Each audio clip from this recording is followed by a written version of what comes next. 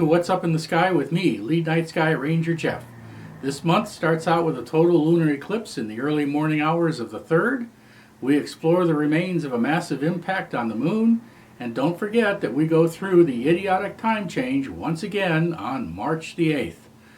The vernal equinox occurs on March 20th this year. The vernal equinox is the time when the sun crosses the equator and heads into the northern hemisphere.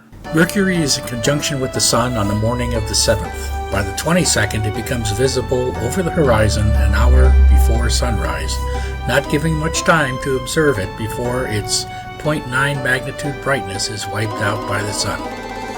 It will stay very low in the eastern sky for the remainder of the month.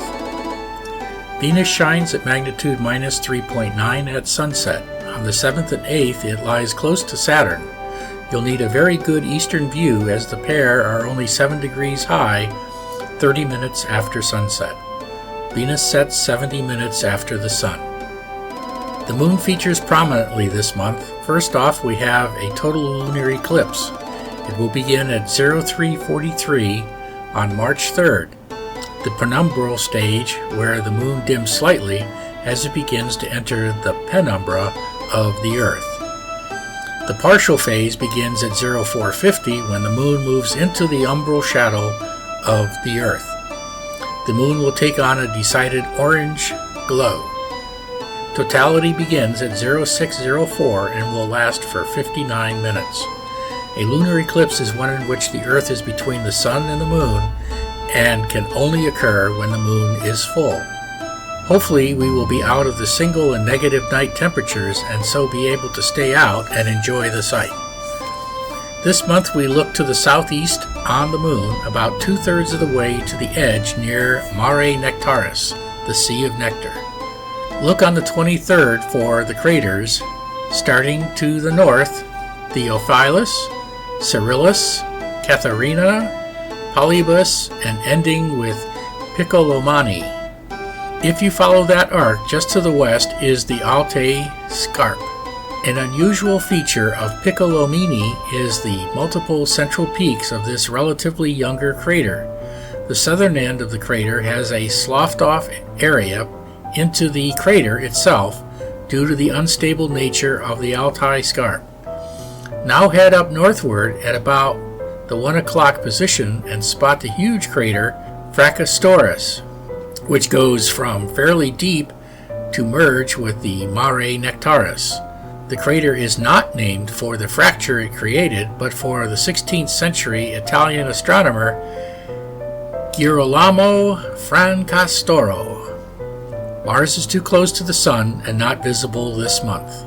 This month we continue to try and spot the asteroid 7 Iris. Iris is the 4th brightest object in the belt, shining at magnitude 9.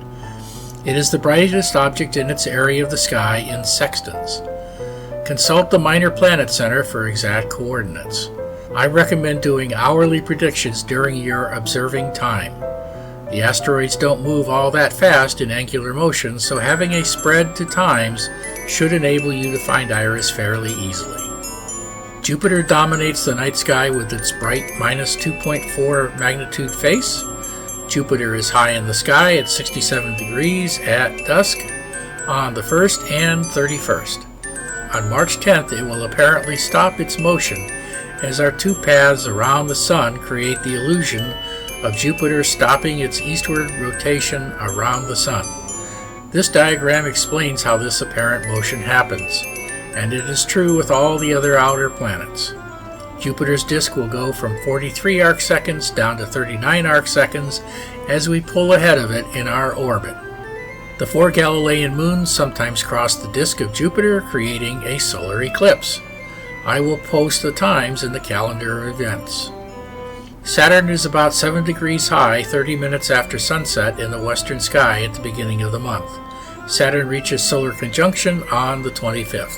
Uranus sets shortly after midnight this month. You'll find it in the western sky just south of the Pleiades. Shining at magnitude 5.8, you will need binoculars or a small telescope to see its blue small dot of 4 arcseconds. Neptune reaches solar conjunction on the 22nd and is unviewable this month. There are no meteor showers this month, but from time to time one meteor may be captured by our planet. On average, Earth gains about 50 tons of material per day. On the other hand, the Earth loses more hydrogen by weight each day. Or may not quite. There is some debate, but it seems that more weight is lost than is gained. Comet C 2024 E1 Weirshos rides in the southwestern sky at sunset between 22 and 39 degrees before and after the switch to daylight savings time, thus giving between 1 and 3 hours of possible viewing. You will find it traveling through Eridanus, Cetus, and Taurus. Again, consult the Minor Planet Center for exact coordinates.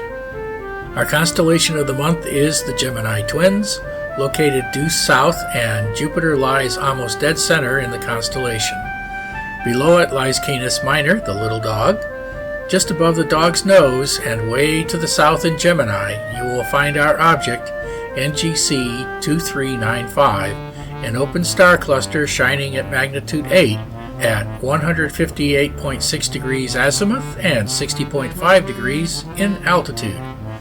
This cluster is a small one containing only about 50 stars, some blue, blue-white, yellow, and red. Our question of the month is, what was the brightest object in the night sky ever observed? On May 1st, 1006, a supernova exploded and was almost as bright as the moon. Supernovas occur when stars that are 10 times or more larger than our sun run out of fuel to fuse, and gravity then causes a near instantaneous implosion followed by the star exploding and creating all the natural heavier elements. Typically, a supernova can produce more light than an entire galaxy of stars. Here you see M101 having a supernova event in one of its spiral arms before and during the event in 2023. Here is your orrery.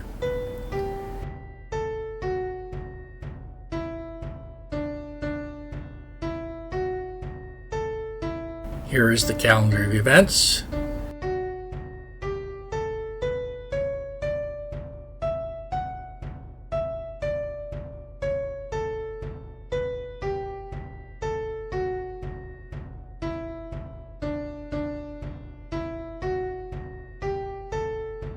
Here is the music I used.